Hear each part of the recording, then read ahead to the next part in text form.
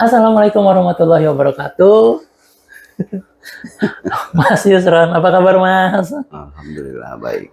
Ini sahabat saya yang lama banget nggak ketemu, ngelihat beritanya beliau udah pulang haji nih, Masya Allah. Bulan Agustus ya? Ya, Agustus. Bulan Agustus Juli, ya. Agustus. Kloter ke 56. 56. Ya. Gimana Mas? Menurut Mas Yusron, penyelenggaraan haji di tahun 2023 ini?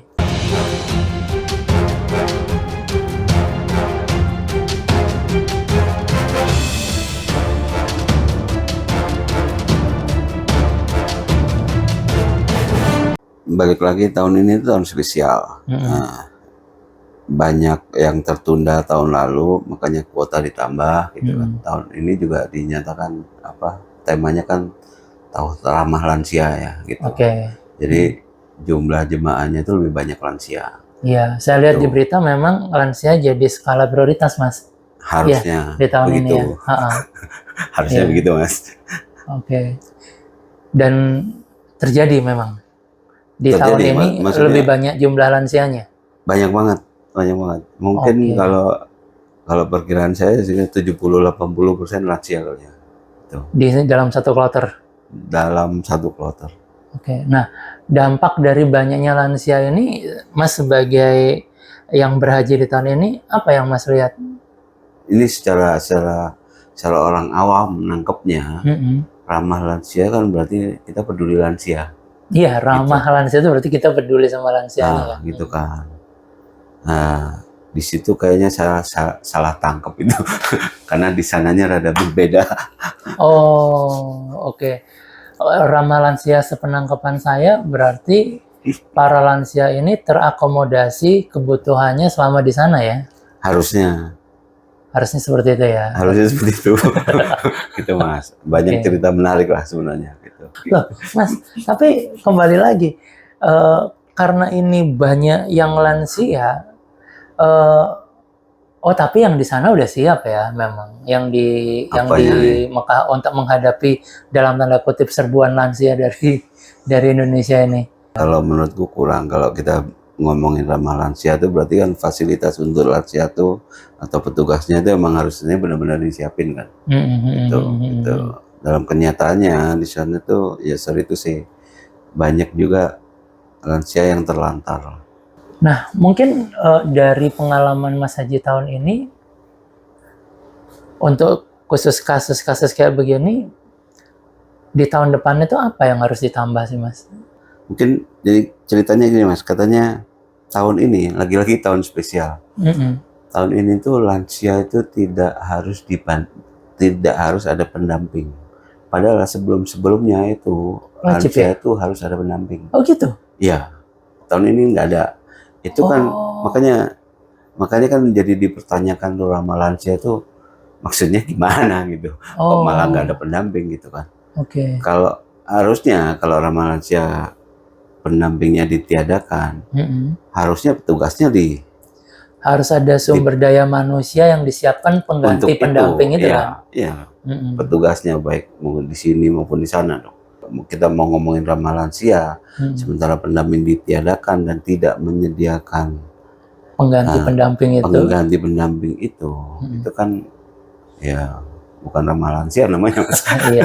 Yang ada guys nyusahin yang lain nih ceritanya, yang dianggap masih muda. Iya, yang ngomong nggak enaknya gitu Mas. Gitu. Kalau tadi pinjam istilahnya Mas bahwa di sekarang ini secara kepanitiaannya itu ya bagus niatnya gitu ya, semuanya sudah dipersiapkan, tapi mungkin karena baru jadi agak kurang pengalaman gitu. Ya, nah mungkin ya. Jadi itu nanti akan relate sama banyak hal nih Mas kalau menurut saya. Ada nggak pengaruhnya dari sisi ini tadi, koordinasi yang kurang dengan yang di Indonesia dengan yang di sana berkaitan dengan itu? Banyak Mas, sangat banyak sih pengaruhnya gitu. Maksudnya kita ngomongin dari sisi penyelenggara ya kali ya berarti ya. Penyelenggara ya, penyelenggara itu lagi-lagi kita ngomongin tahun ramah lansia. Di sana menurut saya itu nggak ada, sangat kurang untuk fasilitas atau petugas yang bisa membantu lansia gitu. Terus kita mau ngomongin kayak tadi data kuota yang ditambahin. Yes. Kuota ditambahin di sono, urusannya kan sama fasilitas di sana. Pasti. Fasilitas itu ya sempat ada apa namanya ya? Ada miss lah gitu. Iya. Nah, itu kapasitas tenda yang tidak memadai, sampai banyak jemaah yang harus tidur di luar tenda. Terjadi itu terjadi. Itu kan. Yeah. Terus banyaknya kuota itu kalau buat kita orang di sini yang nggak tahu, yang istilahnya yang ngantri bertahun-tahun kan, wah seneng gitu kan. Iya. Tapi kan itu harus dibarengin dengan kesiapan. Ya, harus dikaji ya. Jadi orang kita tuh gini Mas, cenderung seneng ketika mendengar ada tambahan kuota. Ya, cuman ya itu sayangnya nggak dibarengin dengan kesiapan Mas. Maksudnya kesiapan di sini dan kesiapan di sana. Koordinasi antara yang di Indonesia dan yang di sana juga. Betul. Kan? Nambah kuota kan berarti nambah fasilitas. Pasti. Itu udah ya, mau pesawatnya, mau makannya, mau tempat tinggalnya, semuanya kan harus ada, dan itu efeknya kan sangat banyak. Makanya banyak ya, mungkin nggak diangkat juga di media gitu, banyak cerita yang kurang bagus lah gitu. Iya. Tapi menurut Mas Yusron, part mana yang menurut Mas, wah ini karena terkait sama masalah koordinasi, ada di satu part yang itu menurut Mas Yusron sepengalaman kemarin beraja itu yang paling cobaannya Masya Allah lah. Itu kejadian di Musdalifah sama Mina Mas. Contohnya misalnya kayak di Musdalifah itu normalnya nih katanya tahun-tahun sebelumnya itu. Musdalifah itu kan kita cuman mampir semalam, bermalam di situ, ngambil batu untuk lewat jumroh. Jadi dari Musdalifah itu mampir terus ke Mina. Itu harusnya kita cuma ngelewatin malam, sebelum malam malah kita udah jalan ke Mina. Nah itu kita tuh ngantri dari jam 6 pagi. Nah saya sendiri kita baru diangkut tuh jam 1 siang. Nah sekarang harus jelasin juga jam 1 siangnya di sana ya guys, beda sama jam 1 siangnya di sini. Jam 1 siangnya di sana. Berapa derajat Mas? Boleh di sana itu ya rata-rata pas 41 sampai 48. Serius? 41 sampai 48 derajat Celcius. Dan itu nggak ada pohon, di situ nggak ada. Kalau kita ngomongin di Musdalifah nggak ada pohon, nggak ada atap. Itu benar-benar padang tanah dengan kerikil gitu. Dan cuma ada toilet, sama ada halte kecil lah buat nunggu bus. Itu paling cuman mungkin berapa ya? 2 meteran kali ya Mas. 4x8 lah. Tapi dibandingin dengan jumlah jamaah yang berjuta-juta itu Mas. Untuk nunggu yang harusnya jam 7 udah berangkat baru dijemput jam 1 tuh PR ya. Nggak cuma PR Mas. Pakai baju ihram ya? Itu pakai baju ihram. Terus kita bawa koper, bawa perbekalan kita. Itu kan. Terus kita mesti ngantri dan itu nggak ada apa-apa.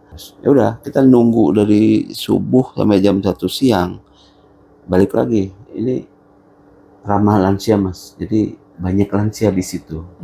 Begitu udah menuju siang. Siang itu kategori jam 8 ya. Jam 9 itu udah terik ya Mas. Jam 7 itu udah terik Mas. Jam 7 udah terik. Buset. Jam 7 dalam jam 9 tuh orang-orang itu udah emosi Mas. Ya pasti lah ya. Ya kita di sana kan beribadah. Pasti semua orang tuh pasti untuk menahan untuk tidak emosi lah. Berusaha bersabar, menerima segala macam. Tapi pasti ada juga yang istilahnya ya nggak bisa menahan diri lah gitu. Untungnya minuman banyak ya sama panitia disediain. Minuman di situ banyak. Pagi itu mungkin masih jam 6 itu masih berkibik-kibik mas. 4 meter kubik di sono, sini masih ada 4 meter kubik lagi. Misal tumbukan 2 meter gitu mas. Wih. 2 meter gitu. Banyak. Begitu sekitar jam 9 tuh orang udah emosi ya. Jam 10-an itu, jam 10, jam 11 lah mas. Itu tiba-tiba air itu nggak ada. Habis. Orang pada berebut. Saking panasnya ya. Jam 11 kita di grup kita sampai nyari botol yang berserakan mas, sisa-sisa. Buat goyer kepala, kalau yang masih utuh kita buat minum, yang sisa-sisa buat goyer kepala biar adem. Sampai segitunya. Sampai segitu. Dalam rangka nunggu bus. Yang harusnya dijemput itu harusnya mungkin normalnya kan jam 7 itu udah keangkut semua. Jadi ini udah bukan ngomong masalah emosi lagi, tapi mereka udah nggak kuat memang. Udah nggak kuat.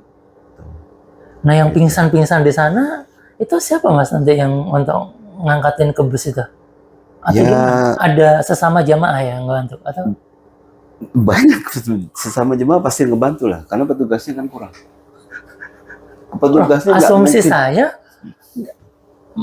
pingsan itu akan ada petugas yang bawa tandu ya? Enggak ya? Nanti ditaruh di mana gitu? Enggak ya? Bukan? Ada mas, tapi kan dibanding jumlah yang pingsan. Dibanding jumlah manusianya kan nggak mungkin ke handle semua. Satu dokter ngurusin satu, di sana udah 3-4 lagi yang pingsan. Sebegitu cepatnya ya kejadian orang pingsan di sana mas? Nggak cuma sebegitu cepatnya mas. Ini satu orang pingsan. Dokternya dari mana? Kita manggil, kan kita nggak bisa manggil dokter apa terus yang pingsan dibiarin kan? Kan kita yang angkat, minggirin ke halte yang tadi kecil itu. Yang 4 paling nggak ada atap. Ada atapnya situ. Iya. Habis itu situ ada yang pingsan lagi. Siapa? Nunggu dokter lagi. Kalau dokternya datang kan ngurusnya itu dulu. Sebentar, kan jadi mas aktif juga di situ waktu itu? Aktif nolongin yang pingsan juga Mas Yusra? Siapa? Semua. Secara personal? Iyalah. Maaf banget. Chaos dong Mas sebenarnya. Wah, kalau diceritain mah. Iya enggak ya, oke lah ya. Saya nggak bakal kata itu. Panjang Mas. Baik.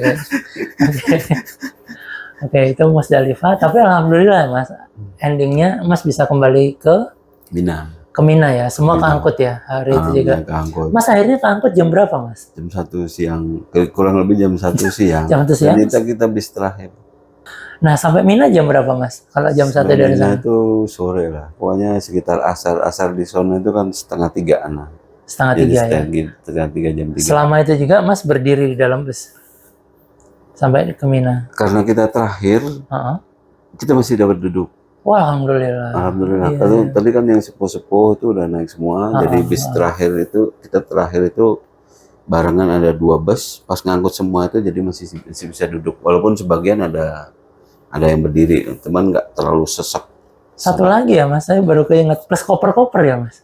Plus koper-koper dan kita kan Mas juga ngehandle yang sepuh-sepuh tadi kan? Koper-kopernya Mas bawa? Bantuin beberapa kopernya yang sepuh-sepuh lah. Tuh, jadi yang naik-naik dulu, ini kopernya masih banyak ini. Oke, singkat cerita sampai di Mina, lega dong Mas. Istirahat dong. Ya kan udah Mina. Pengennya seperti itu. Nyampe Mina. Kita nyari tenda ditujukin, tenda kita di situ. Dan teman kan udah ada yang datang duluan. Ya kita pesen kita. Mas dengan bawa koper tadi dong dari bus ke tenda. Situ, ini kan ngasuh Mas, ke tenda. Pengen naruh pantat di mana? Tenda tebak Mas. Loh nggak mungkin lah Mas, kan udah didata satu tenda isi berapa? Ya itu tadi yang kita bilang. Oh oke ya. Masalah fasilitas, terus orangnya terlalu banyak. Di situ itu tendanya tuh mungkin ya. Kalau kapasitasnya 10 orang gitu ya, itu diisinya 20 orang Mas. 100% dong penambahannya. Kalau Tapi lu bisa kan Mas duduk sedikit ya? Numpang ngadem dah. Nggak bisa. Nggak bisa. Dan itu campur sama orang sakit, orang pingsan, ada yang muntah. Oh. Terus, nih, anggap aja sehat semua. Segini nih. Saya segini. Ini nih segini nih Mas. Ini nempel banget itu. Jadi orang tidur tuh nempel gitu. Itu kan kita udah kepanasan segala macam, orang udah kubrak, masukin kopernya nggak bisa, kopernya di luar tenda. Di luar tenda itu masih nggak muat. Saya cuma mau nyari tempat buat duduk doang aja nggak ada. Akhirnya saya keluar. Loh, kalau keluar maaf Mas, berarti panas dong? Hah? Kalau Mas di luar tenda panas dong? Panas, nggak ada atap. Dan panasnya sono. Iya, kebayang. Kembali lagi ya, kita harus pakai kacamata panasnya sono tuh. Yang 41,8 sampai 48 itu. 48. Iya. Panasnya itu kayak mesin AC itu. Iya, tahu. Nah, itu plus. Nah, udaranya seperti itu Mas. Terus solusinya apa dong Mas? Pas Mas nggak bisa duduk pun. Solusinya aku keluar, nyari yang rada lega dikit itu di depan toilet Mas. Itu toilet semuanya. Jadi gue duduk di situ nungguin. Dan itu bener-bener duduk nggak ada alas gitu Mas di depan toilet itu? Nggak ada. Ya gitu, nempel tembok biar nggak kepanasan. Itu nggak ada lah alas. Kalau mau alas ya bawa sendiri. Sejadah kayak apa, baju itu nggak ada. Emang itu bukan buat tempat itu kan. Nah, karena kejadian yang dari Musdalifah, Mina, terakhir Madinah ya rangkaian ini. Balik ke Mekah dulu, baru ke Madinah. Iya, Madinah kan paling akhir. Banyak yang sakit dong Mas. Banyak. Karena akibat runtutan ini tadi kan. Itu dari berapa hari pertama orang udah sakit. Karena kan udaranya beda. Terus ya kedua karena banyak lansia juga kan. Ya mereka rentan lah ya, bisa dibilang gitu. Tuh. Itu sekamar berlima nih. Minimal 2 orang sakit.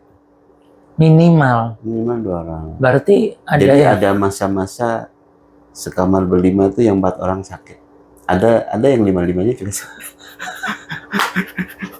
Tapi ada ini nggak sih Mas, petugas medis yang datangin untuk ngasih obat atau apa? Ada. Cuman mereka bukan mendatangi. Jadi di tiap lantai itu, di tiap kloter itu, di tiap lantai hotel itu ada petugas. Nah, cuman petugas apa namanya, dokter ada, itu jaga 24 jam sih ada. Apa yang Mas bisa simpulkan dari haji tahun ini? Kemudian mungkin ada saran-saran atau apa yang juga bagi yang nonton cerita MW ini mungkin tahun depan jatahnya haji atau apa gitu. Silakan Mas. Pertama sih koordinasi maksudnya antara di sini dengan sana. Terus penambahan jumlah petugas haji itu menurut saya nggak berimbang antara jemaah dengan petugas hajinya. Itu sangat-sangat tidak berimbang, terutama kalau kita ngomongin ramah lansia. Konteksnya itu sangat tidak berimbang. Baik Mas Yusron, terima kasih banyak ya. Udah bisa main ke sini, ketemu lagi, silaturahmi, kemudian juga banyak sebenarnya cerita yang nggak masuk di frame ini, tapi memang sengaja kita pilih untuk menjadi pembelajaran ya Mas. Pembelajaran buat pihak penyelenggara, kemudian juga tadi Mas Yusron juga ngasih apa solusinya untuk yang ke depan mungkin dari segi komunikasi diperbaiki, jumlah petugas ditambah kayak gitu ya, sehingga semuanya jadi lebih akurat lah gitu. Terima kasih ya Mas Yusron. Kita ketemu lagi mungkin next time di cerita MW berikutnya. Ya, sahabat, saya pamit, saya Wid pamit. Assalamualaikum warahmatullahi wabarakatuh.